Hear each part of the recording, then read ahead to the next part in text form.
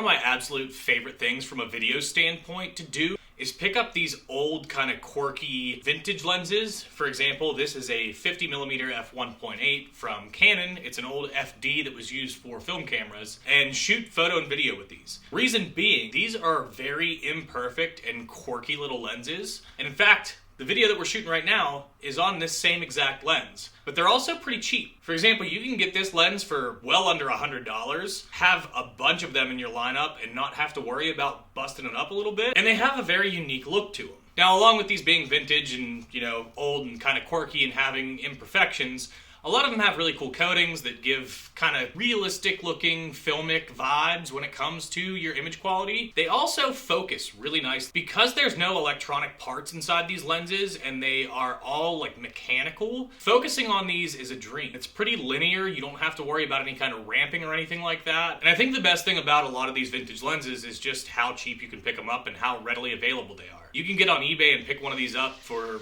less than $100, and they look really good, especially when it comes to video. But some of them can get pretty expensive because of how rare they are. Some of the old Zeiss lenses, even some of the old Canon FD and FL lenses can get pretty expensive. But for the most part, a lot of them are not. So when it comes to recommendations to get started with vintage lenses, of course the Canon FD line is always pretty good. Canon has always made very good optics. A lot of the old Nikons are also pretty interesting lenses, and you can get them really cheap as well. And then some of the old Russian style lenses, like the Gorlitz that we have shot on here before and the Helios 44 series. Those are both really readily available and pretty cheap, and you can also get them modified for like anamorphic, cinema housings, and even with most modern either DSLR or mirrorless style lens mounts, so you don't even have to adapt them necessarily. And speaking of adapting them's usually pretty cheap because there's no electronics and no data to transfer from the lens to your camera. You can get adapters for these for less than 40 bucks. All in all, to get a setup like this for an FD lens like the 50mm